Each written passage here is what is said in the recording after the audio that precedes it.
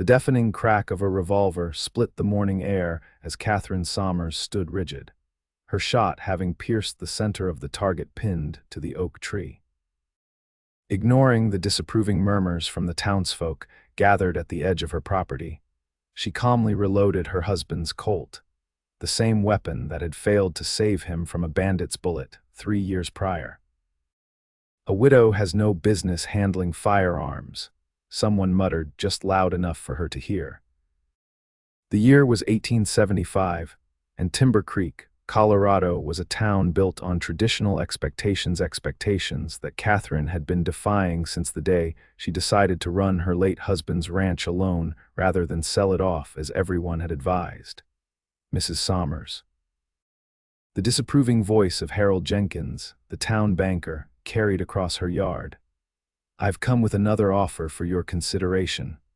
Katherine holstered the revolver at her hip, brushing dust from her practical riding skirt. At 32, she was still a striking woman despite the hardships that had etched fine lines around her blue eyes. Her honey blonde hair was pulled back in a practical braid that hung down her back, with wayward strands framing her face. "Mr. Jenkins, unless your offer includes me keeping my land and my independence, I suggest you save your breath," she replied, striding toward the small group of men who had assembled near her front porch. Jenkins cleared his throat, uncomfortably adjusting his collar.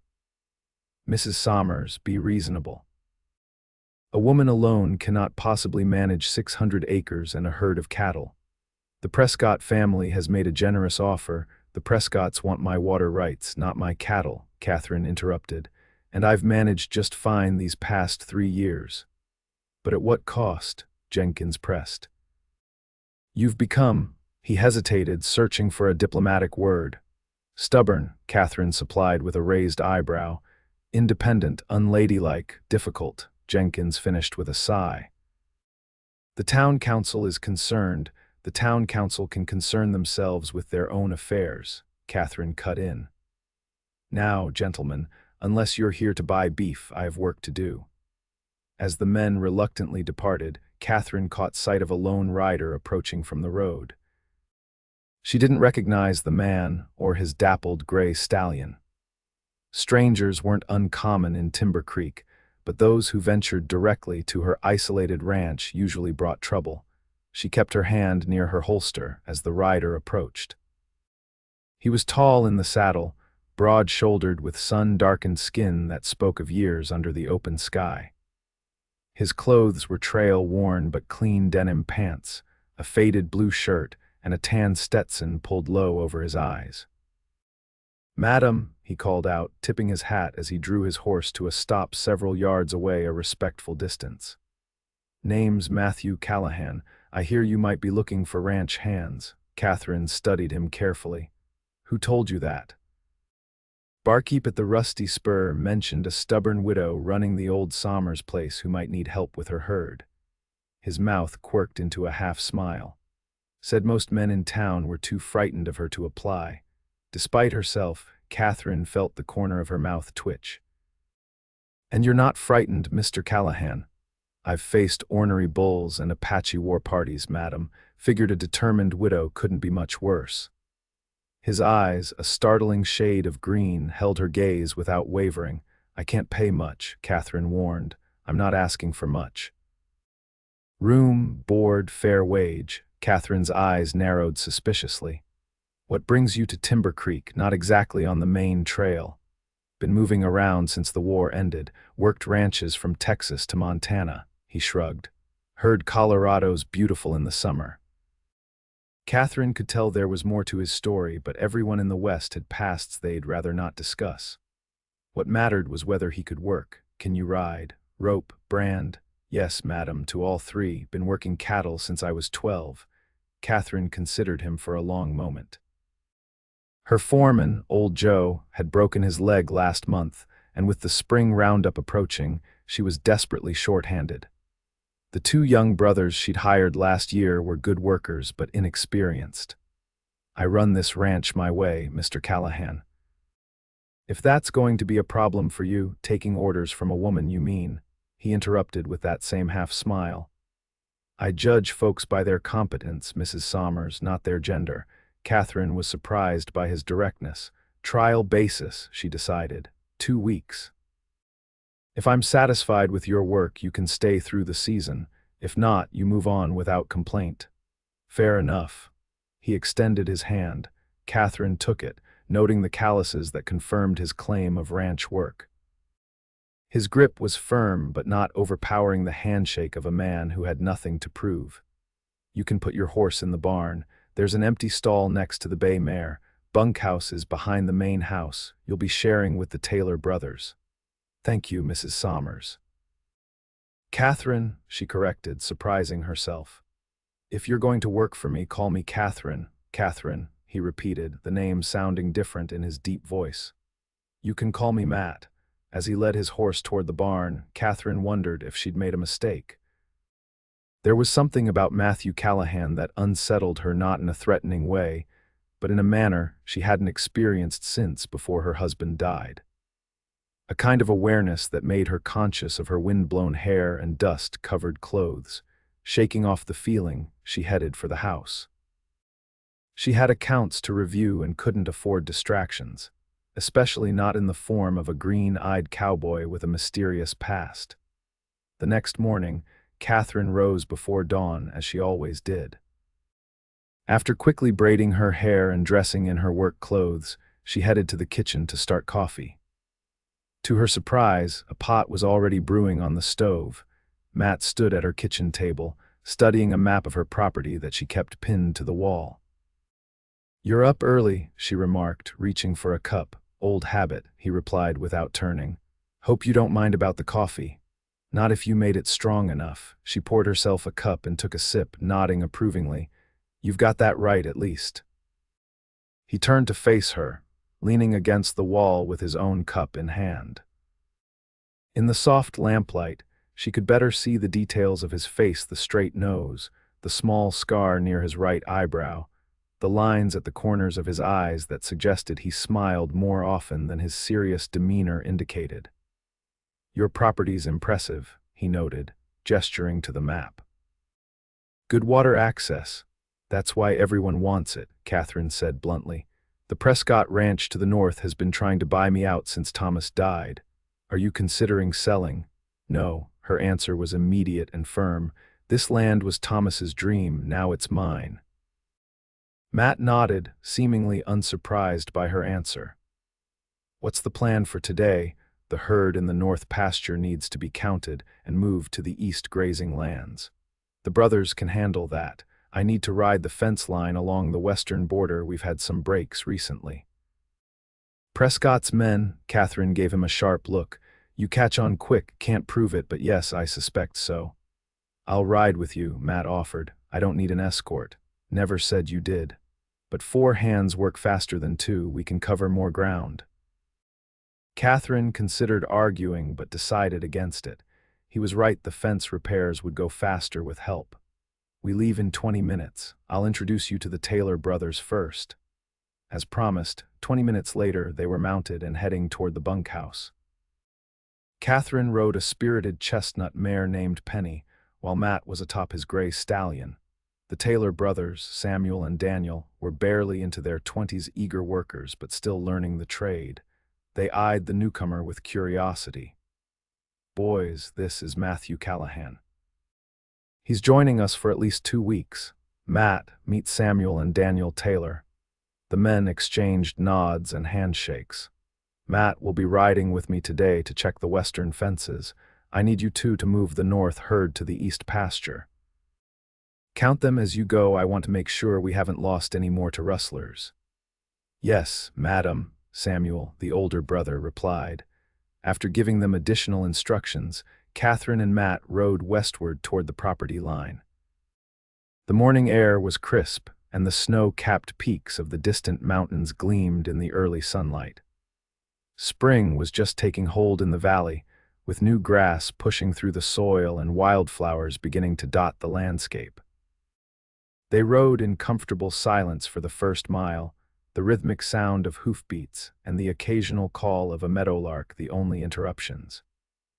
Katherine found herself stealing glances at her companion, noting the easy way he sat his horse and the alertness in his posture. He rode like a man who had spent more time in the saddle than out of it. "How long have you been on the move?" she finally asked. Matt considered her question before answering. "About 8 years, give or take. After the war, I couldn't settle back in Virginia. Too many ghosts." "You fought for the Confederacy," Katherine tried to keep judgment from her voice.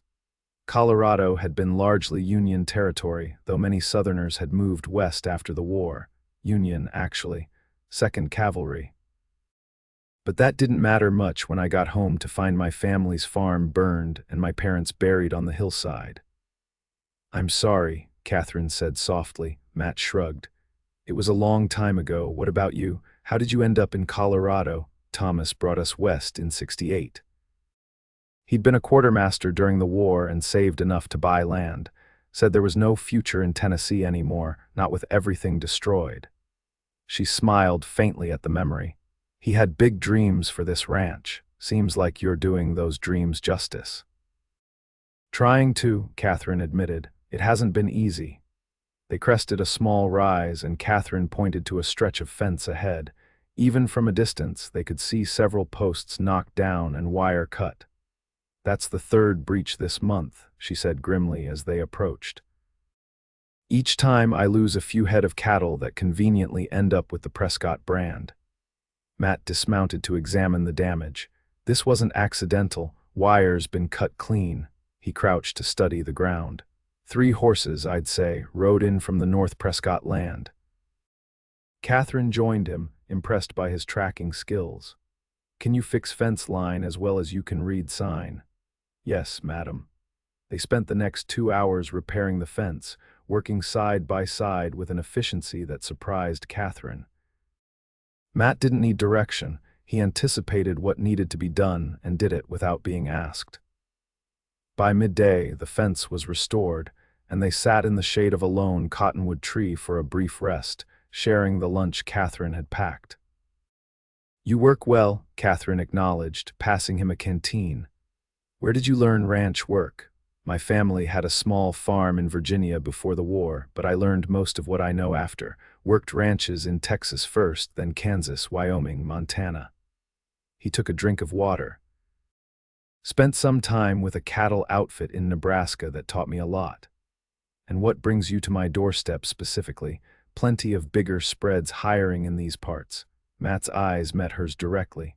"Heard about a widow who refused to be run off her land. Made me curious." "Curious about what?" "What kind of woman stands against the likes of Robert Prescott and his ilk? He's got a reputation even 2 counties over." Katherine stiffened. "I'm not a curiosity, Mr. Callahan. Never said you were." Matt's expression remained calm. "But determination like yours is rare. It's admirable." She searched his face for any sign of mockery but found none. "Most folks around here call it stubbornness or foolishness. Most folks are wrong." He folded his bandana and tucked it back into his pocket. "Being stubborn isn't a fault when you're fighting for something worthwhile." Katherine didn't know how to respond to that. For 3 years, she'd faced nothing but opposition and criticism for her decision to keep the ranch. Even those who helped her, like the Taylor brothers, clearly thought she was fighting a losing battle. Matt's straightforward respect was unfamiliar territory. The rest of the day passed productively as they completed the fence inspection, finding and repairing 2 more minor breaks. By the time they returned to the ranch house, the sun was low in the sky, painting the landscape in golds and ambers. The Taylor brothers had successfully moved the herd and reported no missing cattle. Katherine felt a rare sense of accomplishment as she settled onto her porch with a cup of coffee after dinner. Her moment of peace was interrupted by Matt's approach. "Mind if I join you?" he asked, indicating the empty chair beside her. Katherine hesitated only briefly before nodding. "Help yourself." He sat down, stretching his long legs before him. "You've got a fine piece of land here." "Worth fighting for," she agreed. "It'll be a busy spring." "Your herd looks healthy, but you're understaffed for a proper roundup." Katherine sighed. "I know, I've tried hiring locally, but..." She trailed off. "But most men won't work for a woman," Matt finished for her. "Their loss." There's a cattle auction in Denver next month. If I can get enough calves branded and ready, I might be able to sell enough to hire more hands for the summer. Matt was quiet for a moment, considering. I know some good men from my time with the Harrison outfit in Wyoming. Reliable workers who wouldn't care if their boss wears skirts as long as she pays fair. Are you offering to recruit for me, Mr. Callahan? You've only been here a day.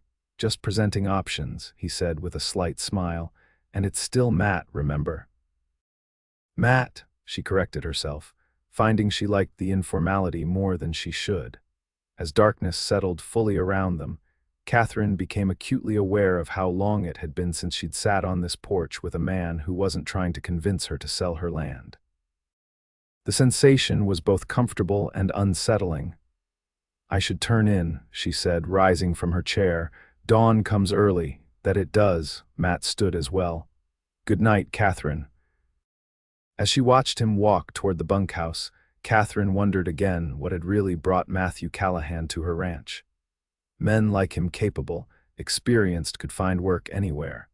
Something told her there was more to his story than he was sharing. What she didn't know was whether that should worry her or not. The next 2 weeks passed in a blur of activity. Spring roundup preparations kept everyone busy from dawn until dusk. Katherine found herself increasingly relying on Matt's experience and judgment. He seemed to know instinctively what needed to be done and how to do it efficiently. The Taylor brothers responded well to his quiet guidance, their skills improving under his tutelage. Even old Joe, still hobbling around with his broken leg, grudgingly admitted that Callahan knew his business. Katherine was checking supplies in the barn one afternoon when she overheard Samuel Taylor talking to Matt as they mended tack. "How come you ain't tried to convince her to sell like everyone else?" Samuel asked. "Why would I?" Matt's response was calm. "Well, everyone knows a woman can't run a spread this size forever, especially not with Prescott breathing down her neck." There was a pause, and Katherine held her breath, waiting for Matt's answer. "You ever consider that everyone might be wrong?" Matt finally said. "Mrs. Sommers has kept this place going for 3 years on her own. That's more than most men could do." "But she's so damn stubborn," Samuel persisted. "Won't take advice, won't consider offers, won't even remarry to get a man to help run things." Matt's chuckle was low and warm. "That stubbornness is what's kept this ranch alive. Shows character." Katherine slipped away before they could discover her eavesdropping, an unfamiliar warmth spreading through her chest. It had been so long since anyone had defended her choices rather than questioned them. That evening, as the 2-week trial period came to a close, Katherine found Matt chopping wood behind the bunkhouse. She watched for a moment, appreciating the fluid strength in his movements as the axe rose and fell. "Your trial period's up," she said when he paused to wipe his brow. Matt embedded the axe in the chopping block and turned to face her. "So it is. I'd like you to stay on, through the season at least." A smile spread slowly across his face, transforming his features. "I'd like that too. Same terms as we discussed. Room, board, fair wage. Agreed." He extended his hand, and Katherine took it. This time, the contact lingered a moment longer than necessary, and Katherine felt a jolt of awareness that she quickly suppressed. She couldn't afford complications, especially not with an employee. "There's something else," she said, withdrawing her hand. "Your offer to contact your friends from Wyoming, is that still open?" "It is. I need at least 3 more experienced hands for the roundup. If your friends are willing to come, I can pay them for the season." "I'll write to them tomorrow," Matt promised. "They're good men, you won't be disappointed." "Thank you." Katherine hesitated, then added, "We're riding into town tomorrow for supplies. You're welcome to join us if you need anything." "I could use a few things," he acknowledged. As Katherine walked back to the house, she felt a strange sense of optimism that had been absent for too long. With Matt's help and possibly more experienced hands on the way, the spring roundup might actually go smoothly for once. She refused to acknowledge that her improved mood might have anything to do with the prospect of having Matthew Callahan around for a few more months. The next day, their small group rode into Timber Creek. Katherine, Matt, and the Taylor brothers loaded their horses with supplies while Katherine handled business at the general store, the feed store, and finally the bank. As she emerged from the bank, her expression was thunderous.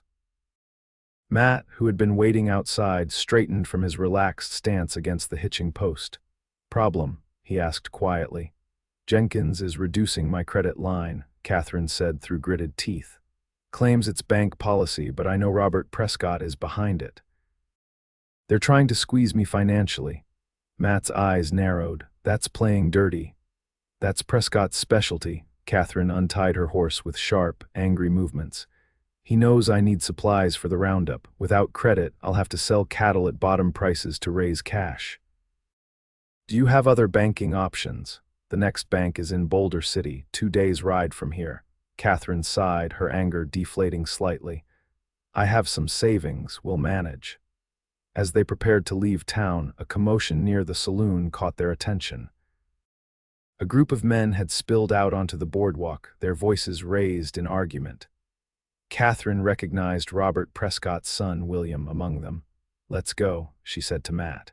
"I'm in no mood for Prescott drama today," but it was too late. William had spotted her and was making his way across the street, 3 of his ranch hands following behind him. At 28, William Prescott had inherited his father's imposing build and arrogance, but none of his business acumen. "Mrs. Sommers," he called, his voice carrying the slight slur of a man who had started drinking before noon. "Just the lady I wanted to see." Katherine stiffened but turned to face him. "Mr. Prescott, I have nothing to say to you." "Now, that's not neighborly." William's smile didn't reach his eyes. "Especially since I bring a message from my father. He's raised his offer for your property by 15%, very generous considering your difficulties." "The answer is still no," Katherine replied coldly. "Now, if you'll excuse us," William stepped closer, blocking her path. "Father says your stubbornness has gone beyond reason into foolishness. A woman alone can't fight the inevitable." Matt moved forward, positioning himself subtly between Katherine and William.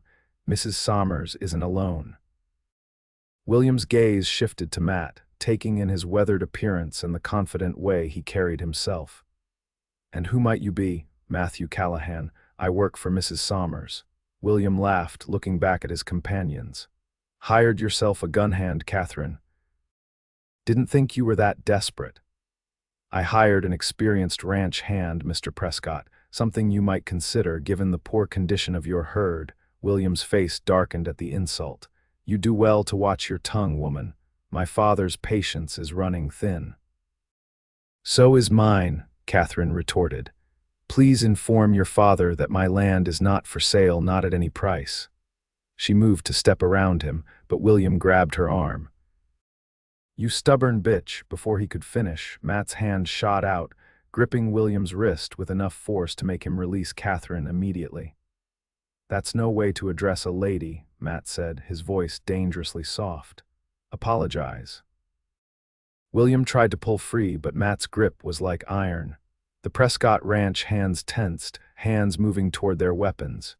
"You're making a mistake, stranger," William growled. "The mistake was putting your hands on Mrs. Sommers," Matt replied evenly. "Apologize and we all ride away peacefully." For a tense moment, Katherine was certain violence would erupt. Then William's eyes flickered, assessing the calm determination in Matt's gaze, and something there made him reconsider. "My apologies, Mrs. Sommers," he said stiffly. "That was uncalled for." Matt released his wrist and William stepped back, rubbing the red marks left by Matt's fingers. "This isn't over," William warned, looking at Katherine. "No piece of land is worth what's coming." "Is that a threat, Mr. Prescott?" Katherine asked steadily. "It's a reality," William replied. "My father always gets what he wants, one way or another." As William and his men stalked away, Katherine became aware that the confrontation had drawn a crowd. Townspeople stood watching from storefronts and across the street, their expressions a mix of curiosity and concern. "Let's go," she said quietly to Matt and the Taylor brothers. "We've given them enough of a show for one day."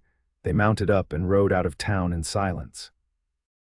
It wasn't until they were well beyond the town limits that Samuel let out a low whistle. Thought for sure there was going to be shooting, he remarked. Prescott's men don't usually back down like that. They weren't backing down, Matt said. They were being smart. Middle of town, broad daylight, witnesses everywhere, not the time or place for a fight. You think they'll come looking for one later? Daniel asked nervously. Probably, Matt replied honestly, but we'll be ready. Katherine rode alongside Matt, her thoughts churning. You didn't have to intervene, she said quietly enough that only he could hear. I can handle William Prescott. I know you can, Matt replied. But no one should have to handle being manhandled and insulted alone, not when they have friends nearby, friends. The word settled strangely in Katherine's mind. She hadn't thought of anyone as a friend in a very long time. Allies, perhaps, employees, certainly, but friends, that suggested a relationship beyond necessity. Thank you, she finally said, the words feeling inadequate.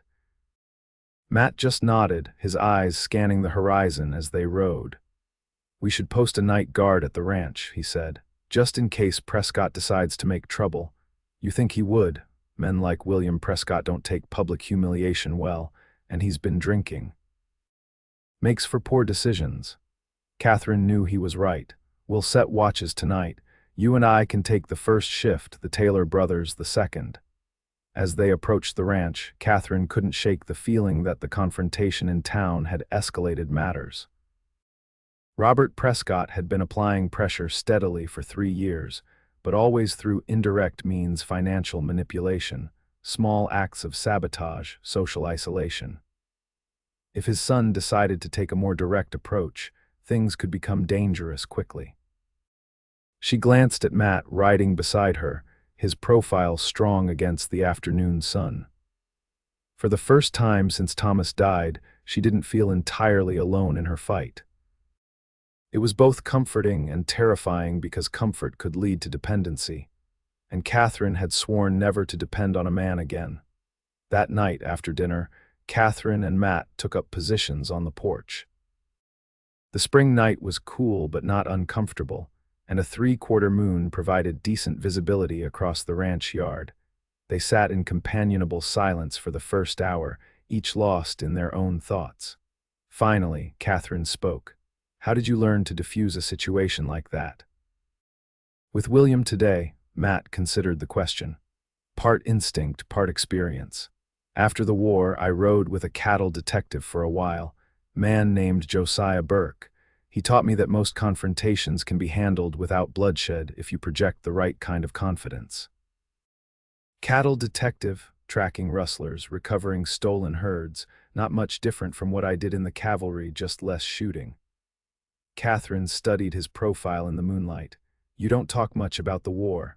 Neither do most men who fought in it, Matt replied quietly. Some memories are best left buried, I understand, and she did. Thomas had rarely spoken of his wartime experiences, though nightmares had plagued him for years afterward. What about you? Matt asked after a moment. How did a proper Tennessee lady learn to shoot like you do and run a cattle ranch? Katherine smiled faintly. Who says I was ever proper? When Matt chuckled, she continued, my father believed daughters should be as capable as sons. He taught me to ride, shoot, and manage accounts. My mother was scandalized, but he insisted that independence was the greatest gift he could give me. Wise man. He was. When I married Thomas, my father made him promise never to clip my wings, as he put it. Thomas kept that promise. He sounds like a good man. The best. Katherine's voice softened with memory. He wanted to build something lasting here, something we could pass on to our children. You don't have children? Matt asked carefully. Katherine shook her head. We tried, it wasn't meant to be. They lapsed into silence again, but it was a comfortable one. Katherine found herself appreciating Matt's ability to listen without pressing for more than she wanted to share. Movement, Matt said suddenly, his voice dropping to a near whisper. By the corral. Katherine followed his gaze but saw nothing in the shadows. Where? 3 o'clock, behind the water trough. She strained her eyes and finally caught what Matt had seen: a slight shifting of darkness against darkness. Someone was definitely there. Matt stood slowly, keeping his movements casual as if just stretching. "Stay here," he murmured. "I'll circle around behind the barn." "I'm coming with you," Katherine insisted, rising as well.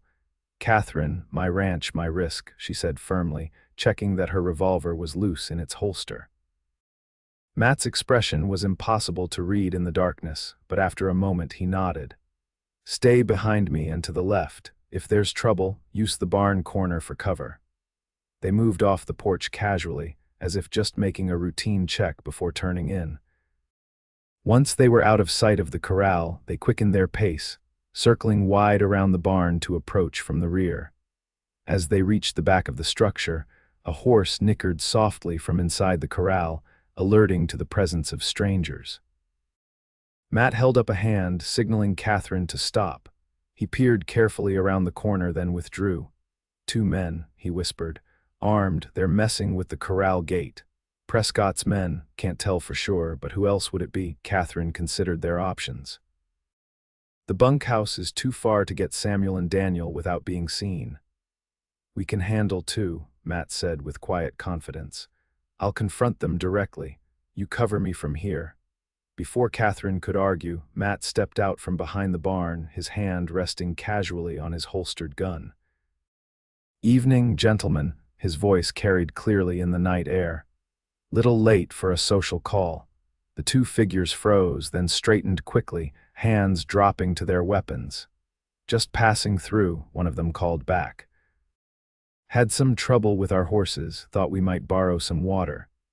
"Corral gate's an odd place to look for water," Matt observed, taking a few steps closer.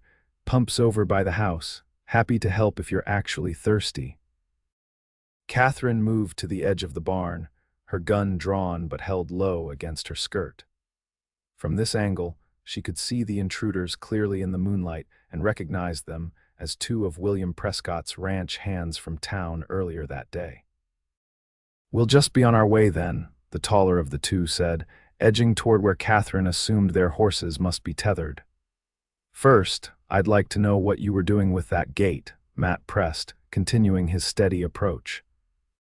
The men exchanged glances, and Katherine saw one of them shift his weight in a way that signaled trouble. She stepped out from the shadow of the barn. "I'd answer him if I were you," she called, her revolver now visible at her side. "I'm less patient than Mr. Callahan." The men started at her appearance. "Mrs. Sommers," the shorter one acknowledged with a touch of grudging respect. "Mr. Ellis," she replied, recognizing him now. "And Mr. Donovan, I believe Mr. Prescott pays you to work his ranch, not trespass on mine." Ellis had the grace to look uncomfortable. "Just following orders, madam." "William's orders, I presume." "What was the plan?" "Open the corral, scatter my horses." Donovan, the taller man, shrugged unapologetically. "Something like that. Figured it might help you reconsider the boss's offer if you had to spend a day rounding up livestock." "Get off my property," Katherine said coldly. "And tell William that the next trespassers won't be invited to leave. They'll be shot as rustlers." "You wouldn't dare," Donovan scoffed. "Try me," Katherine replied, raising her gun slightly. "She would," Matt confirmed conversationally. "And I'd help bury what's left. Now, like the lady said, time for you to leave." The men clearly decided this confrontation wasn't worth escalating. They backed away slowly, then disappeared into the darkness toward the property line. "They'll be back," Matt said once they were gone. "With more men next time, I know." Katherine holstered her weapon. "But we'll be ready." Matt turned to face her, his expression serious in the moonlight. "This is escalating, Katherine. William's testing boundaries now, but it won't stop there." "What do you suggest?" "We need more men, sooner rather than later, and we need to make it clear that targeting your ranch has consequences." Katherine nodded thoughtfully.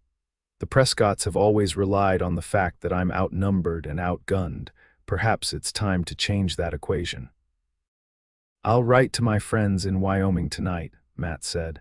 "Express post. With luck, they could be here within 2 weeks."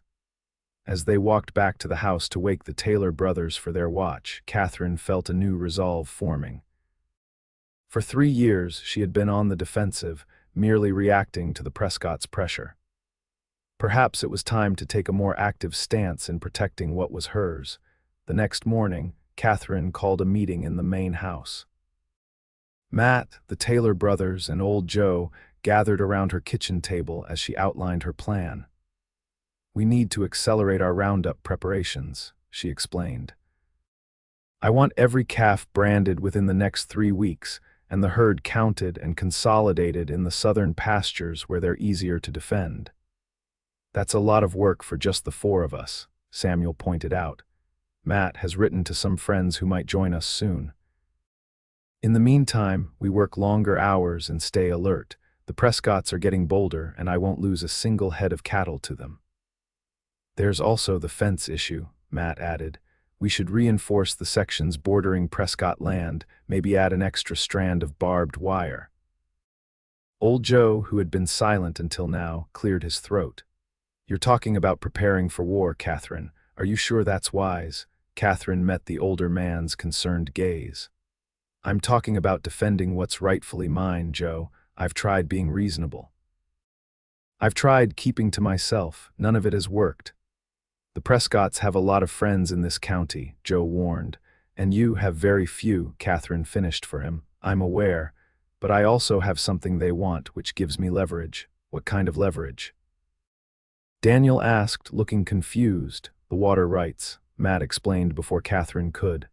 "Prescott's northern pastures are too dry in summer without access to the creek that runs through Katherine's land."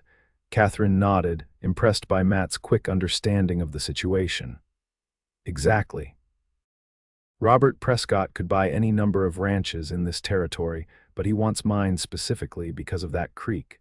Without it, a third of his grazing land is useless by August." "So what's your plan?" Samuel asked. "Besides branding calves and fixing fences," Katherine smiled grimly. "We make it clear that trying to force me out will cost more than negotiating fairly ever would." The next 2 weeks were a blur of activity. True to her word, Katherine pushed everyone hard, starting before dawn and working until dusk.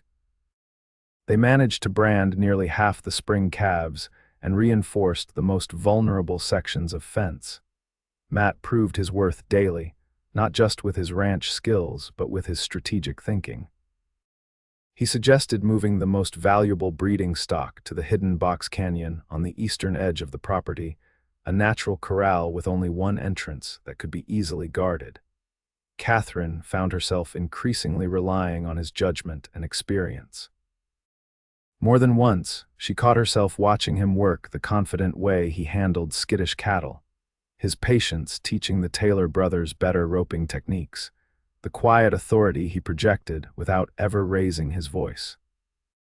It was dangerous, this growing awareness of him as more than just a hired hand. Katherine reminded herself daily that attachment was a luxury she couldn't afford, especially now. Their vigilance paid off. There were 2 more nighttime intrusions, but the intruders retreated quickly when they realized the ranch was being actively guarded around the clock. Then, on a clear Sunday morning, 3 riders approached the ranch from the east. Katherine and Matt were repairing tack on the porch when they spotted the distant figures. "Expecting visitors?" Matt asked, setting aside the bridle he'd been mending. Katherine shaded her eyes against the sun. "No, those will be my friends from Wyoming," Matt said with a smile. "Right on time." As the riders drew closer, Katherine could make out 3 men, one tall and lean, one stocky and broad-shouldered, and one of medium build with a distinctive red beard visible even at a distance. Matt walked out to meet them, and Katherine watched their reunion with interest. There were handshakes and back slaps all around, the easy camaraderie of men who had faced hardships together. When Matt brought them to the house for introductions, Katherine was struck by how different they were from one another, yet how similarly they carried themselves with the quiet confidence of men who knew their worth. "Katherine Sommers, meet Jackson Reed, Thomas Harris, and Ethan Burke," Matt said, indicating each man in turn. "The finest cowhands in Wyoming, if they're to be believed." Jackson, the tall one, swept off his hat and bowed slightly. "Madam, Matt speaks highly of you. He said you're looking for men who don't mind taking orders from a woman who knows her business," Thomas added with a friendly nod. "And who might need to stand their ground against unfriendly neighbors," Ethan, the red-bearded one, concluded. Katherine appraised them carefully. "That's accurate. The work is hard, the pay is fair, and yes, there may be trouble. The Prescott Ranch has been trying to force me off my land for 3 years. Matt filled us in on the basics," Jackson said. "We're not afraid of trouble, Mrs. Sommers." "Katherine," she corrected. "If you're working my ranch, we dispense with formalities." "Yes, Madam Katherine," Thomas amended with a smile. "Can you start today?" she asked. "We're in the middle of branding and could use the help." The 3 men exchanged glances and nodded. "Just point us where you need us," Ethan said. With the addition of Matt's friends, the work progressed much faster. All 3 were experienced ranch hands as promised, and they integrated seamlessly into the operation. Katherine was impressed not only by their skills, but by their respectful attitude. They treated her no differently than they would any male ranch owner, following her instructions without question, but offering suggestions when appropriate. 2 days after their arrival, Katherine overheard Jackson talking to Matt by the corral as they finished the day's work. "You didn't exaggerate about her," Jackson said, nodding toward where Katherine was checking the branding tallies with Daniel. "She knows this ranch inside and out." "Told you," Matt replied, his voice carrying a note of pride that made Katherine pause in her counting. "And she's easy on the eyes, too," Jackson added with a chuckle. "No wonder you've settled in here." "It's not like that," Matt said quickly. "Katherine's my employer, nothing more." "If you say so," Jackson sounded unconvinced. "But I've known you 8 years, Callahan, and I've never seen you look at an employer the way you look at her." Katherine moved away before she could hear Matt's response, her cheeks warm with an emotion she refused to name. Jackson was mistaken, surely. Matt had given no indication that he saw her as anything but a capable rancher who had hired him, and that was as it should be. Yet that night, as they all gathered in the main house for dinner, tradition Katherine had started since the arrival of the new men, she found herself unusually aware of Matt's presence across the table. The way his eyes crinkled when he laughed at one of Ethan's stories. The careful way he listened when she spoke. The quiet confidence he projected without trying. After dinner, as the men returned to the bunkhouse, Matt lingered behind. "Everything all right?" Katherine asked, gathering plates from the table. "Fine," he said, helping her clear the dishes. "Just wanted to check the plans for tomorrow. The south herd still needs to be moved before we finish the branding. I thought you and Jackson could handle that while the others continue with the calves." Matt nodded. "Makes sense." He hesitated, then added, "The men are impressed, you know. With everything you've accomplished here on your own." "Not entirely on my own," Katherine corrected, meeting his gaze. "I've had help, good help recently." A smile flickered across Matt's face. Still, not many would have held out against Prescott for 3 years. "I'm stubborn that way," Katherine said with a small smile of her own. "It's not stubbornness when you're right," Matt replied softly. The air between them seemed to shift, charged with something unspoken. For a moment, Katherine thought he might step closer, might say something more.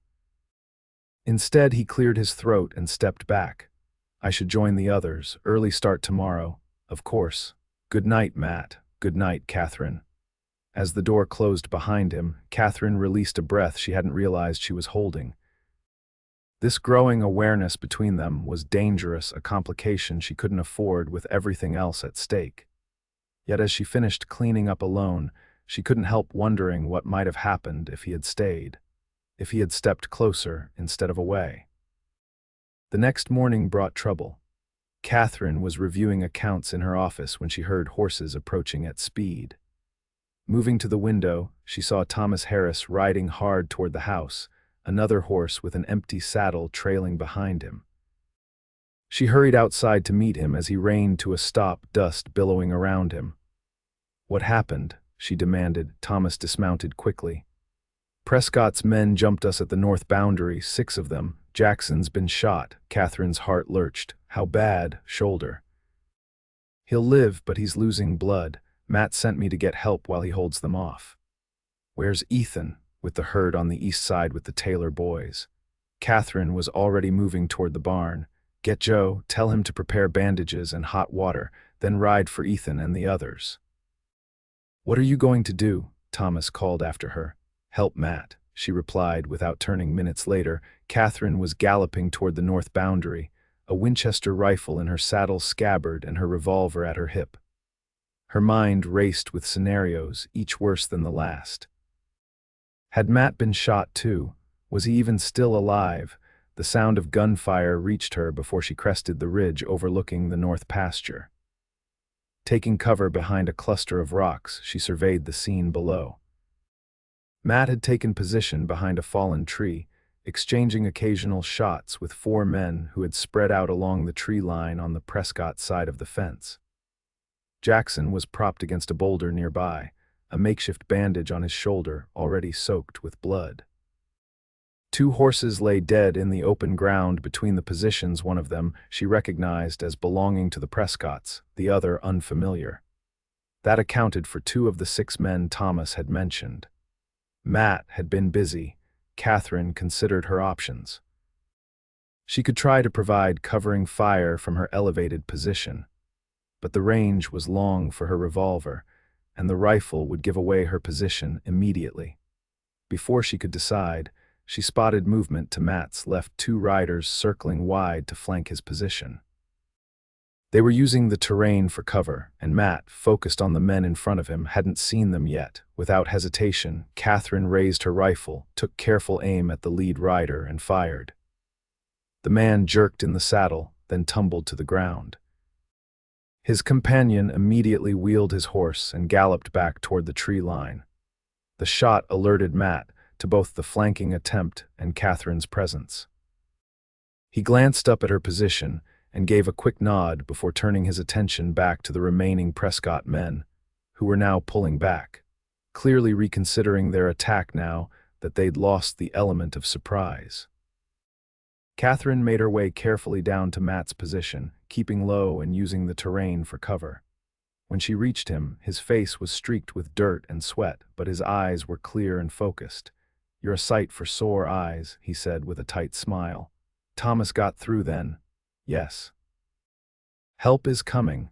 She moved immediately to Jackson, who was pale but conscious. "How bad is it?" "Been better," Jackson managed through gritted teeth. "Been worse too, clean through the shoulder," Matt explained. "But he's lost a lot of blood." Katherine examined the wound quickly. "We need to get him back to the ranch." "They've pulled back for now," Matt observed, "but they might regroup. William Prescott himself is with them. He's the one who gave the order to fire first." "Did they say why they attacked?" "Claimed we were on Prescott land." We weren't. We were a good 50 yards inside your boundary." Katherine's jaw tightened. "This isn't fence cutting anymore. This is attempted murder." "They weren't trying to kill us," Matt said. "Not at first. They wanted to run us off, maybe rough us up a bit." The shooting started when Jackson and I refused to back down. The sound of approaching horses had them both tensing, but it was Ethan, the Taylor brothers, and Thomas returning with a wagon for Jackson. As they carefully loaded the injured man, Katherine pulled Matt aside. "This can't stand," she said quietly. "Prescott's men shooting my workers on my land. It crosses a line." Matt's expression was grim. "I agree, but charging over to the Prescott ranch looking for justice will just get more people killed." "What do you suggest? We document everything. Get Jackson's statement once he's stable, then we ride into town tomorrow and file a formal complaint with the sheriff." "Sheriff Davis is in Robert Prescott's pocket," Katherine said bitterly. "Probably," Matt acknowledged, "but we make the complaint official in front of witnesses. Make sure the townspeople know exactly what happened. Prescott may own the sheriff, but he doesn't want his reputation ruined. Most ranchers around here might not like a woman running her own spread, but they won't stand for outright murder." Katherine considered his advice. It was measured, strategic, focused on the long game rather than immediate satisfaction. "All right, we'll do it your way, for now." Back at the ranch, old Joe had prepared the bunkhouse for Jackson's care. Though not a doctor, Joe had enough experience with gunshot wounds from his Army days to clean and properly bandage the injury. "He'll need rest, but he should heal clean," Joe reported after tending to Jackson. "Bullet went straight through muscle, didn't hit bone or anything vital." "Thank you, Joe," Katherine said, genuinely grateful for the old man's skills. That evening, after ensuring Jackson was comfortable and posting guards around the property, Katherine found herself unable to sleep. The day's events kept replaying in her mind: the gunfire, the sight of Jackson bleeding, the knowledge that it could have been much worse if Thomas hadn't gotten away or if she hadn't spotted the flanking riders. She was sitting on her porch, a shawl wrapped around her shoulders against the night chill, when Matt emerged from the bunkhouse and approached. "Couldn't sleep?" he asked, stopping at the bottom of the porch steps. "Too much thinking," she admitted. "How's Jackson? Resting, fever's down." Matt hesitated, then gestured to the empty chair beside her. "Mind if I join you?" Katherine nodded, and he settled into the chair with a weary sigh. For a few minutes they sat in silence, the night sounds of the ranch surrounding them, distant lowing of cattle, the occasional stamp of horses in the corral, the endless chorus of crickets. "Thank you," Matt finally said, "for coming when you did. Your shot probably saved my life." "You'd have done the same," Katherine replied simply. "Yes, but that doesn't diminish my gratitude." He turned to look at her, his expression serious in the faint light from the house windows. "You were impressive today. Not many ranch owners I know would ride into a firefight to help their hands."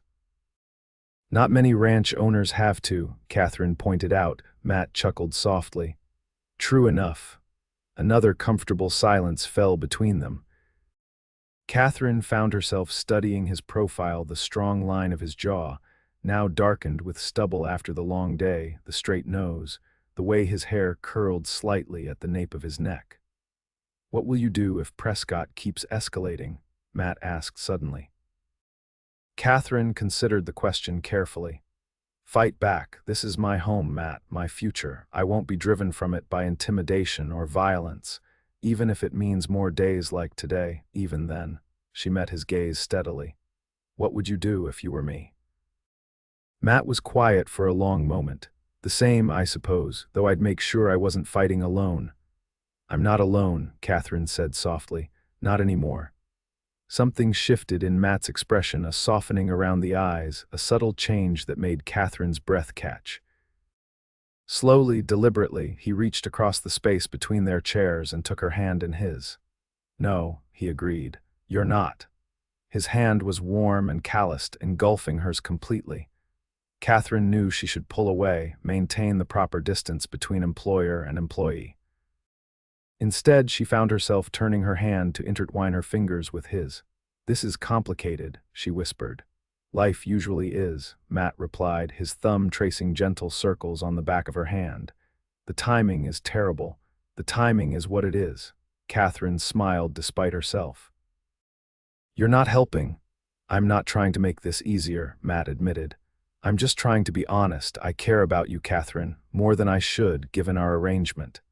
The simple declaration hung in the air between them, impossible to ignore or dismiss. Katherine felt something warm unfurl in her chest, a feeling she had thought long buried with Thomas. "I can't offer you anything right now," she said carefully. "Not with everything that's happening. My focus has to be on saving the ranch." "I'm not asking for anything," Matt assured her. "Just acknowledging what is." "And what is that exactly?" Matt's smile was gentle. "Something worth exploring when the time is right." Katherine found herself returning his smile, the weight of the day's events temporarily lifting. "When the time is right," she agreed softly. They sat there a while longer, hands still joined, neither speaking. It was a small moment of peace in the midst of growing conflict, and Katherine treasured it all the more for its fragility. Finally, Matt released her hand and stood. "We should both get some rest. Tomorrow will be another long day." "Good night, Matt," Katherine said, remaining seated. He paused at the top of the steps, looking back at her with an expression that made her heart skip. "Good night, Katherine." As he walked back to the bunkhouse, Katherine wrapped her arms around herself, still feeling the warmth of his hand against hers. For the first time in 3 years, she allowed herself to imagine a future that included something beyond mere survival, a future that might include Matt Callahan. It was a dangerous indulgence, she knew. But tonight, with the stars bright overhead and the memory of his touch still fresh, Katherine decided that some risks might be worth taking. The next morning, Katherine and Matt rode into town to file the formal complaint with Sheriff Davis. As expected, the sheriff was reluctant to take action against the Prescotts. "Sounds like a misunderstanding about property lines to me," Davis said dismissively after hearing their account. "No need to make a federal case out of it." "A man was shot, Sheriff," Katherine pressed. "On my land, well within my boundary line." "And how can you be so sure of where exactly you were?" Davis countered. "Boundaries get confused, especially when you've got new hands who don't know the territory." He nodded toward Matt. "I know exactly where my property ends," Katherine said firmly. "As does Mr. Callahan. This wasn't a misunderstanding, it was a deliberate attack." Davis sighed, adjusting his hat. "Look, Mrs. Sommers, I understand you're upset, but without witnesses—" "We have 4 witnesses," Matt interrupted. 5, counting the man who was shot. "And I suspect if we asked around, we'd find that William Prescott and his men were bragging about their plans in the saloon yesterday before they rode out." The sheriff's expression hardened. "Are you suggesting I'm not doing my job, mister?" "I'm suggesting you do it now," Matt replied evenly. "Take our statements, record the complaint, investigate the shooting of an unarmed man on private property." A tense silence filled the sheriff's office. Finally, Davis pulled out a form and began filling it out with obvious reluctance. "I'll take your statements. But don't expect much to come of it. The Prescotts have been in this valley for 3 generations. They've got a lot of friends. And enemies," Katherine added quietly. "Don't forget those." After filing the complaint, Katherine and Matt visited the telegraph office to send a message to the territorial marshal in Denver, detailing the incident and requesting assistance. It was a long shot, but Katherine wanted an official record beyond Sheriff Davis's likely-to-be-buried report. As they walked down the main street toward their horses, Katherine was acutely aware of the stares and whispers from townspeople. News traveled fast in Timber Creek. "They're talking about us," she murmured to Matt. "Let them talk," he replied. "Might work in our favor." The more people who know what the Prescotts did, the harder it will be for them to deny it or do worse. Before they could reach their horses, Harold Jenkins emerged from the bank and intercepted them. "Mrs. Sommers, a word if you please," the banker called, hurrying over with his ledger tucked under his arm. Katherine suppressed a sigh. "Mr. Jenkins." "I've heard about yesterday's unfortunate incident," Jenkins said, lowering his voice. Most concerning indeed." "Yes, being shot at tends to be concerning," Katherine replied dryly. Jenkins glanced nervously at Matt, then back to Katherine. "Perhaps this might be a good time to reconsider your position regarding the sale of your property, before matters escalate further." Katherine stared at him incredulously. "Are you suggesting I should reward the Prescotts for attacking my workers by selling them my ranch?" "I'm suggesting you consider your safety," Jenkins pressed, "and the safety of those in your employ. Mr. Prescott has authorized me to increase his offer by 20%, a very generous—" "Mr. Jenkins," Matt interrupted, his voice deceptively calm. "Are you aware that you're essentially delivering a threat on behalf of the Prescotts? That could be construed as criminal conspiracy in certain legal circles." The banker blanched. I'm merely trying to facilitate a business transaction that would benefit all parties." "You're trying to profit from intimidation," Katherine corrected him. "And my answer remains the same. The Sommers ranch is not for sale, not to the Prescotts, not to anyone." "You're being unreasonable, Mrs. Sommers," Jenkins sputtered. "This stubbornness will only lead to more trouble." "My stubbornness, as you call it, is the only thing standing between Robert Prescott and water rights he has no claim to," Katherine replied. Good day, Mr. Jenkins. As they continued to their horses, Matt let out a low whistle. You handled him well. Practice, Katherine said grimly. 3 years of practice. They mounted up and rode out of town, both lost in thought. The confrontation with Jenkins had crystallized something for Katherine. The Prescotts were getting desperate. The shooting hadn't been a spontaneous act of aggression, but part of a calculated escalation. They're not going to stop, she said as they rode. Not until they get what they want or we make it too costly for them to continue. Matt nodded. I've been thinking the same. We need to prepare for worse before it gets better. What do you suggest? First, we finish the branding as quickly as possible. Secure the herd, secure the ranch buildings. Then we consider taking a more active stance. Active how? Matt's expression was serious. The Prescotts have been pushing because they don't think you can push back. Maybe it's time to show them otherwise. Katherine considered his words. For 3 years, she had been on the defensive, reacting to the Prescotts' moves rather than making her own. Perhaps it was time for a change in strategy. What did you have in mind? She asked. Nothing illegal, Matt assured her. But there are ways to make clear that targeting your ranch comes with consequences. For instance, the creek that runs through your property eventually feeds into Prescott's northern pastures. What if that creek were temporarily diverted? That would be devastating to their cattle, Katherine said slowly, seeing the strategy, especially with summer coming. Exactly. It would be a clear message without a single shot fired. Katherine found herself warming to the idea. We could build a small dam, redirect the water to our southern pastures for a few weeks. Long enough for Prescott to understand that this isn't just about buying your land anymore, it's about respecting boundaries. It's bold, Katherine admitted, possibly dangerous. Definitely dangerous, Matt corrected, but so is doing nothing. As they rode back toward the ranch, Katherine weighed the risks against the potential benefits. Matt's suggestion was aggressive but not unlawful. She had every right to manage the water on her property as she saw fit. More importantly, it would shift the dynamic. Instead of merely defending against the Prescotts' attacks, she would be demonstrating that she could harm their interests as well. It might be enough to force Robert Prescott to the negotiating table on more equal terms. Let's do it, she decided. After we finish the branding, we'll divert the creek. Matt smiled, a flash of white teeth against his tanned face. I was hoping you'd say that. Over the next week, they worked tirelessly to complete the spring branding. Jackson recovered enough to supervise from the sidelines, though he wouldn't be riding for at least another 2 weeks. With the additional hands, they finished ahead of schedule, allowing them to turn their attention to the creek project. Matt and Ethan, who had experience with irrigation from their time in Wyoming, designed a simple dam and diversion channel that would redirect most of the creek's flow away from Prescott land.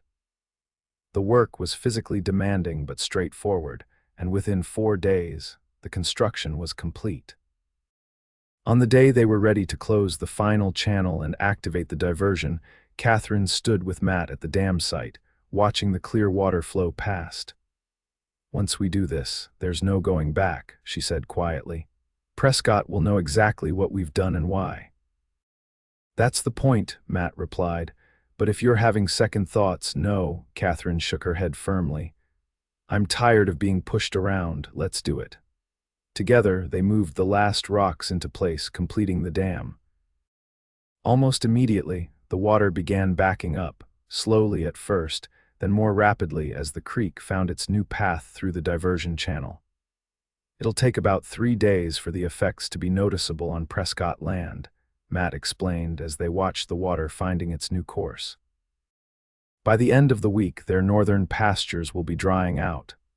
And then we wait. Prescott will send men to investigate. When they discover the diversion, they'll have a choice: escalate further or negotiate.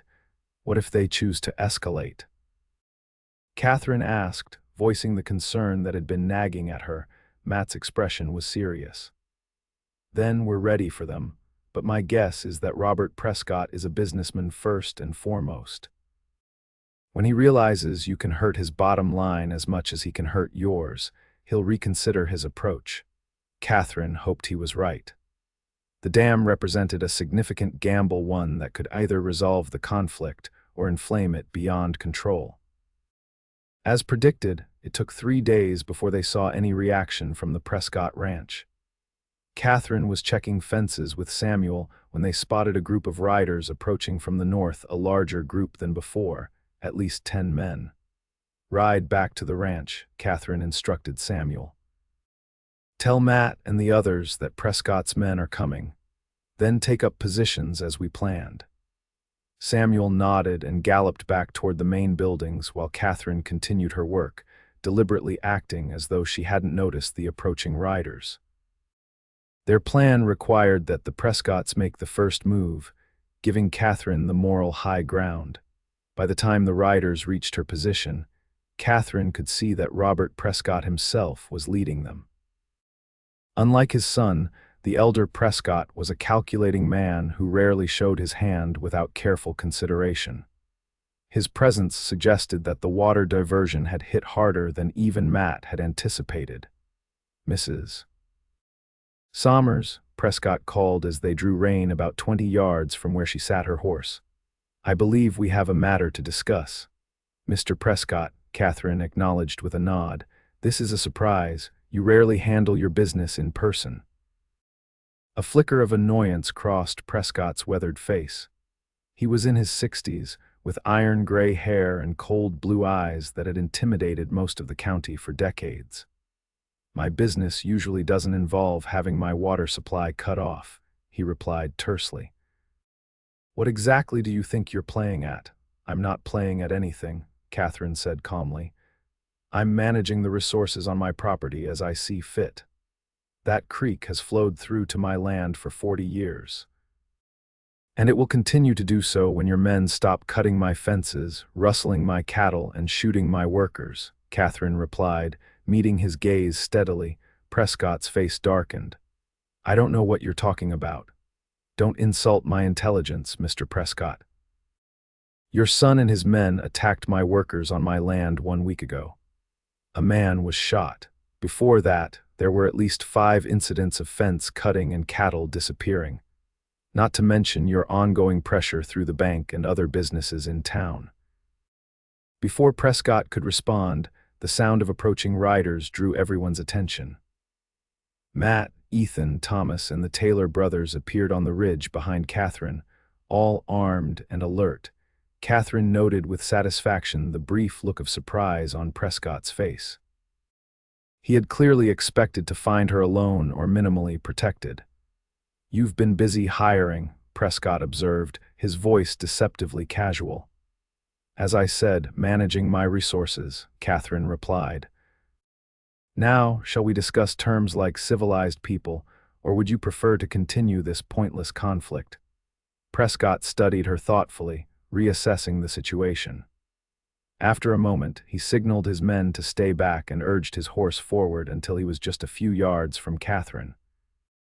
"What terms did you have in mind?" he asked, his tone making it clear that he was humoring her rather than negotiating in earnest. "Simple ones," Katherine said. "You and your men stay off my land. No more fence cutting, no more rustling, no more threats. In return, I'll restore the creek's natural flow. And if I refuse, then you watch your northern herd suffer through the summer with insufficient water while I sell my cattle at a premium to buyers from Denver who don't care about local politics." Prescott chuckled, though there was no humor in it. "You've developed quite a backbone, Mrs. Sommers. Thomas would be proud." "Thomas always knew what I was capable of," Katherine replied evenly. "It's others who seem to have trouble with the concept." Prescott glanced at the men positioned on the ridge, then back to Katherine. "Let's say I agree to your terms. What guarantees do I have that you won't divert the water again on some pretext? The same guarantees I have that you won't resume your campaign to drive me off my land. None." Katherine's gaze was unwavering. "We'll have to trust each other's self-interest. It doesn't benefit either of us to continue this fight." For a long moment, Prescott was silent, clearly weighing his options. Finally, he nodded curtly. Very well, Mrs. Sommers. I agree to your terms on one condition, which is that we formalize a water rights agreement. My lawyers draw it up, your lawyers review it. A binding document that protects both our interests going forward. Katherine considered the offer. A formal agreement would provide her with legal protection that she currently lacked. If Prescott violated the terms, she would have recourse beyond direct action like the water diversion. Agreed, she said finally. Have your lawyers draft the document. I'll have it reviewed in Denver. Once we're both satisfied, we'll sign. And the creek will be restored to its natural flow once I have the draft agreement in hand as a show of good faith. Prescott's mouth twitched in what might have been reluctant respect. You drive a hard bargain, Mrs. Sommers. I've had good teachers, Katherine replied, thinking of her father and Thomas. Mr. Prescott, I have no desire to be your enemy. All I want is to run my ranch in peace. And all I want is security for my water supply, Prescott responded. Perhaps we can both get what we want without further unpleasantness. With that, he tipped his hat, wheeled his horse around, and rejoined his men. Katherine watched them ride away, hardly daring to believe that the confrontation had ended so peacefully. Matt rode down from the ridge to join her, his expression a mix of relief and admiration. That was well handled, he said quietly. I wasn't sure Prescott would be reasonable. He's a businessman, Katherine replied, echoing Matt's earlier assessment. When the cost outweighs the benefit, he adapts. Do you trust him? Katherine shook her head. Not entirely, but a legal agreement with witnesses and documentation gives us leverage we didn't have before. It's a start. Matt smiled, his green eyes warm as they met hers. It's more than a start. It's a victory, Katherine. You should be proud. As they rode back to the ranch together, Katherine realized that for the first time in 3 years, she felt something beyond mere determination. She felt hope that she might not just survive on this land but truly build a future here. And as she glanced at Matt riding beside her, she admitted to herself that her vision of that future was beginning to include him in ways she hadn't allowed herself to imagine before. 2 days later, as promised, a messenger from the Prescott ranch delivered a draft water rights agreement. Katherine read it carefully, then asked Matt to review it as well. It seems fair, he said after studying the document. He's acknowledging your ownership of the water source while securing his access rights. There are penalties specified if either party violates the terms. I'll still have it reviewed in Denver, Katherine decided. But as a show of good faith, we should restore the creek today. They rode out to the dam site together and began the work of dismantling the structure. It was a symbolic moment, the first step toward a new relationship with her most powerful neighbor. As the water began flowing back into its natural channel, Matt stood beside Katherine on the creek bank. What now? He asked. Katherine looked out over her land, considering the question. Now we get back to the business of ranching. The roundup is done, the herd is secure, and we have a tentative peace with Prescott. It's time to look forward. Forward to what? Katherine turned to face him, suddenly aware of how close he was standing. That depends. On what? His voice had softened, his eyes intent on hers, on whether certain complications are still complicated, she replied carefully.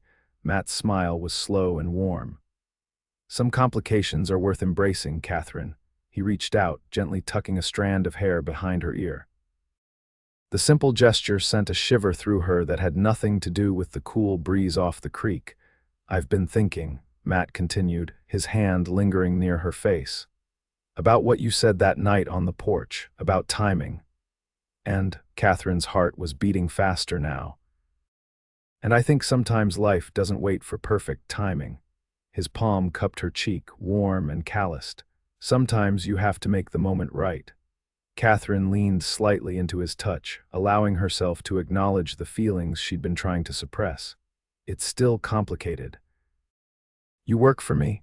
The ranch is still vulnerable, agreement or no agreement, and you're afraid, Matt finished softly, of letting someone in again, of risking loss. Yes, she admitted, the simple word carrying the weight of 3 years of carefully maintained independence.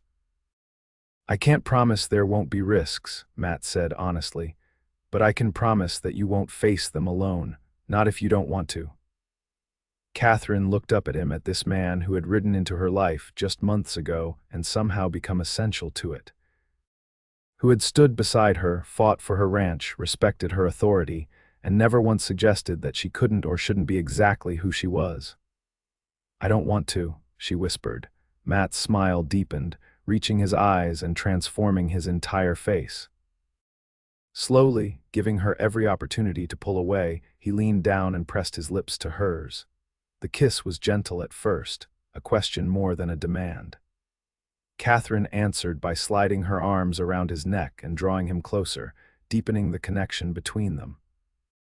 When they finally parted, both slightly breathless, Matt rested his forehead against hers. I've wanted to do that since the first time I saw you put Jenkins in his place, he confessed. Katherine laughed softly. That long. A stubborn woman who knows her own mind and isn't afraid to stand her ground. Yes, that long. His arms tightened around her waist. Your determination is exactly why I fell in love with you, Katherine Sommers. The declaration caught her by surprise, though perhaps it shouldn't have.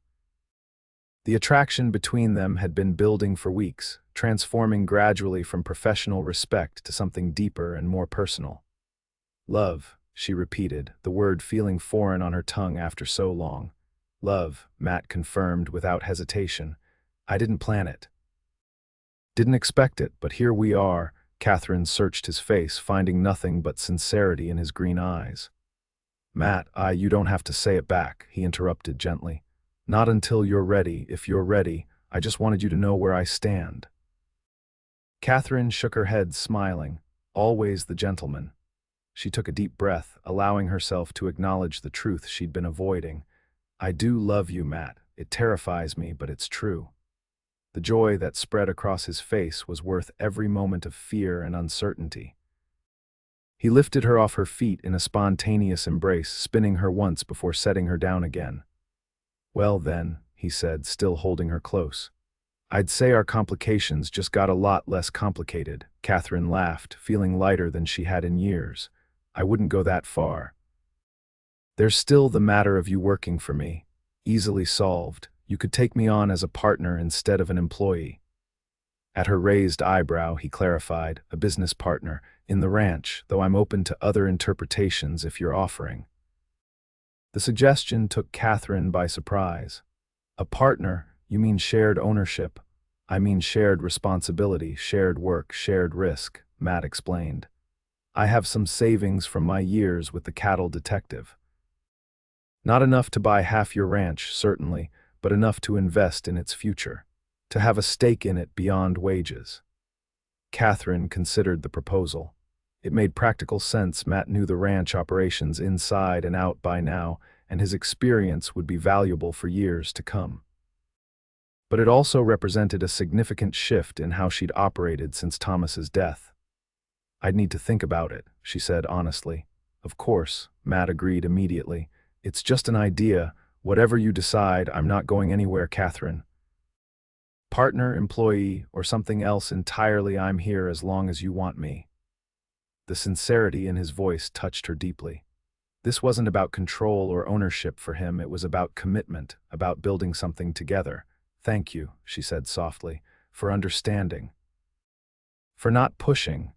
That stubbornness of yours goes both ways, he replied with a grin. It's one of the reasons I love you, remember? Katherine smiled, reaching up to touch his face. I remember.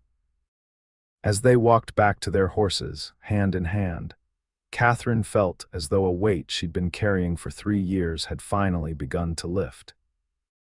The future still held challenges. Running the ranch would never be easy, and the peace with Prescott would require vigilance to maintain, but for the first time, she wasn't facing those challenges alone. That evening, as the ranch settled into its nighttime routine, Katherine and Matt sat together on her porch, much as they had on many previous evenings. But tonight was different. Tonight, Matt's arm was around her shoulders, and her head rested comfortably against him as they watched the stars emerge in the darkening sky. "I've been thinking about your partnership proposal," Katherine said after a comfortable silence. And Matt's voice was carefully neutral, giving no indication of what answer he hoped for. "I think it could work. Not an equal partnership, at least not yet, but we could draw up an agreement giving you a stake in the ranch that grows over time, based on profits and investments." Matt squeezed her shoulder gently. "That sounds fair, more than fair, actually." "There's more," Katherine continued, sitting up to look at him directly. "If we're going to be partners in the ranch, there's another partnership I'd like to consider." Matt's eyes widened slightly as he caught her meaning.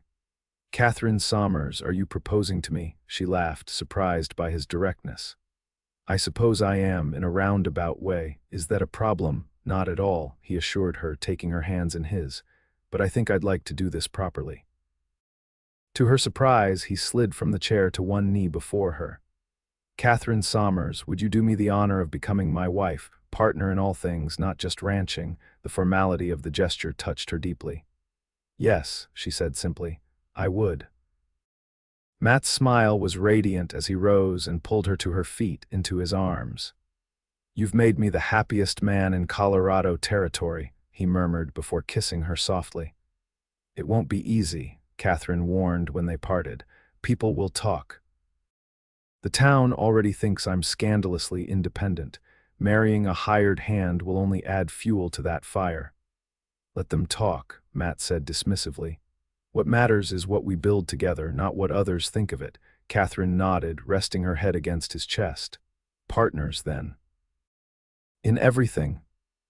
"In everything," Matt agreed, holding her close as the first stars of evening brightened overhead. 2 months later, Katherine and Matt were married in a simple ceremony at the ranch. Jackson, fully recovered from his wound, stood as Matt's best man, while old Joe proudly gave Katherine away. The Taylor brothers, Ethan and Thomas, created an honor guard of sorts, all cleaned up and beaming with genuine happiness for the couple. To Katherine's surprise, several townspeople attended as well, including some who had previously been critical of her determination to run the ranch alone. Even more surprising was the appearance of Robert Prescott himself, who arrived late and stood at the back, but nodded respectfully when Katherine caught his eye during the ceremony. The water rights agreement had been finalized and signed the previous month, creating an uneasy but functional peace between the neighboring ranches. It wasn't friendship, but it was a start. After the ceremony, as guests enjoyed the wedding feast prepared by a triumphant Joe, who had insisted on doing the cooking despite his age, Harold Jenkins approached the newlyweds somewhat sheepishly. "Mrs. Sommers, or I suppose it's Mrs. Callahan now." "Still Sommers," Katherine corrected him with a smile. "Though I don't mind Mrs. Callahan for social occasions." Jenkins nodded, clearly uncomfortable. "I wanted to offer my congratulations and perhaps my apologies as well. I may have underestimated your determination and your capabilities." "Thank you, Mr. Jenkins," Katherine replied graciously. "That means a great deal. The bank would be happy to discuss expanding your credit line now that your operation seems to be stabilizing," he added with a nod toward Matt. Matt's arm tightened slightly around Katherine's waist. "Actually, Mr. Jenkins, we've been exploring banking options in Denver. They seem quite enthusiastic about investing in a growing ranch with secure water rights." Jenkins's face fell slightly. "I see. Well, should you change your minds, my door is always open." As he walked away, Katherine suppressed a laugh. "That was wicked of you," she murmured to Matt. "Just establishing boundaries," Matt replied innocently. "Besides, it's true. The Denver bank is very interested in our expansion plans." "Our plans," Katherine repeated, savoring the word. "I like the sound of that." Later that evening, as the celebration continued around them, Katherine and Matt slipped away for a moment of privacy on the porch where they had shared so many conversations. "Happy?" Matt asked, drawing her into his arms. "Very," Katherine assured him, reaching up to touch his face. Though still a bit in shock that all of this has happened so quickly, having second thoughts, there was no insecurity in the question, just a desire to ensure her happiness. Not one, Katherine replied firmly. I just never imagined, when you rode up that first day, that we'd end up here. Matt smiled, his eyes crinkling at the corners in the way she had come to love. I knew the moment I saw you standing there with your husband's revolver, refusing to be intimidated by Jenkins and his cronies. I thought to myself, there's a woman worth knowing, and worth loving, Katherine teased. That came later, Matt admitted. When I saw how you fought for this land, for your independence, for what you believed was right. Your stubbornness, your determination, that's what made me fall in love with you, Katherine Sommers. And here I thought it was my cooking, she quipped, making him laugh. That was definitely not it, he assured her, pulling her closer. Though I'm willing to suffer through it for the next 50 years or so. Katherine's heart swelled at the casual mention of their future decades stretched out before them, filled with challenges and triumphs, work and rest, all of it shared. 50 years, she mused. That's a long time to put up with a stubborn woman. Matt's smile softened, his eyes warm with love as they met hers. That's the reason I love you, he said simply, before lowering his lips to hers in a kiss that promised all the tomorrows they would face together. 1 year later, Katherine stood on her porch, watching as Matt led a string of new horses into the corral. The ranch had prospered under their joint management, expanding its operations and reputation throughout the territory. The partnership agreement they had drawn up had evolved as naturally as their marriage, with Matt's stake in the ranch growing as he invested both capital and labor into its improvement. They were truly equals now, in business as in life. As Matt finished with the horses and made his way toward the house, Katherine rested a hand on her slightly rounded belly, still hardly visible beneath her practical work clothes. They had agreed to wait to share their news until she was further along, though Katherine suspected old Joe had already guessed her condition from the way he kept pressing ginger tea on her in the mornings. Matt bounded up the porch steps, pausing to kiss her before dropping into the chair beside hers. Those Morgan crosses are going to make fine stock horses, he reported happily, worth every penny we paid in Denver. I told you so, Katherine reminded him with a smile. They had debated the purchase for weeks, with Katherine advocating for the more expensive bloodlines while Matt had initially favored a more economical option. Yes, you did, Matt acknowledged good-naturedly. You were right, again. You could try not to sound so surprised when you say that, Katherine teased. Matt laughed, reaching over to take her hand. Never surprised, just constantly impressed by your good judgment, most of the time.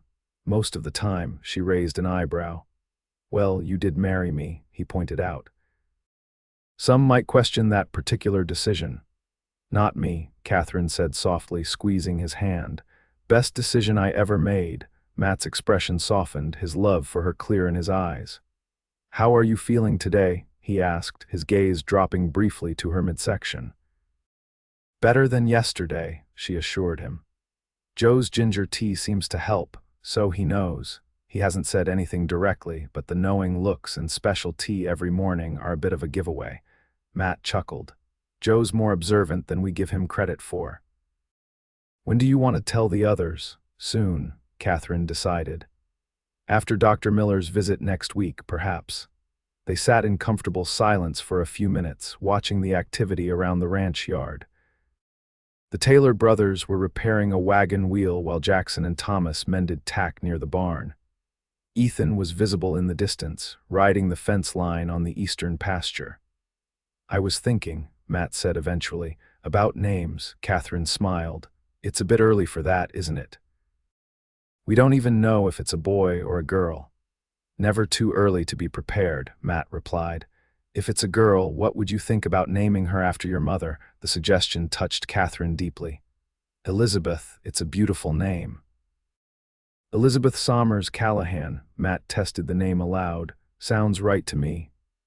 And if it's a boy, Katherine asked. Thomas, Matt said without hesitation, if that's all right with you.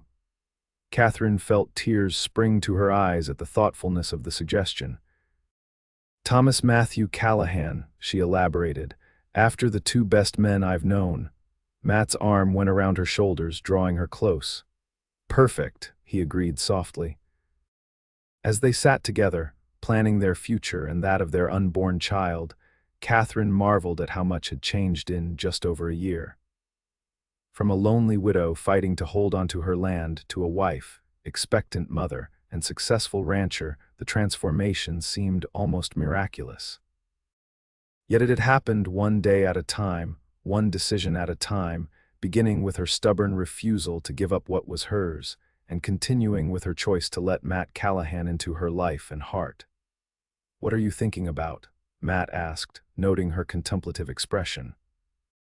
"About stubbornness," Katherine replied with a smile, "and how sometimes the thing people criticize most about you turns out to be your greatest strength." Matt nodded, understanding immediately. Like a widow who was too stubborn to sell her ranch, even when everyone said she should. "Exactly like that," Katherine agreed. "If I hadn't been so stubborn, none of this would have happened. You wouldn't have been curious enough to seek me out. We wouldn't be sitting here now, planning for our child's future." "Then I'm grateful for that stubbornness," Matt said sincerely. "It brought me home when I didn't even know I was looking for one." As the sun began to set over the Colorado mountains, painting the sky in shades of gold and pink, Katherine leaned her head against her husband's shoulder and closed her eyes in contentment. The future stretched before them, full of promise and possibility, a future they would build together, with the same determination that had brought them to this moment. And if their child inherited a double dose of stubbornness from both parents. Well, Katherine thought with a smile, there were far worse legacies to pass on.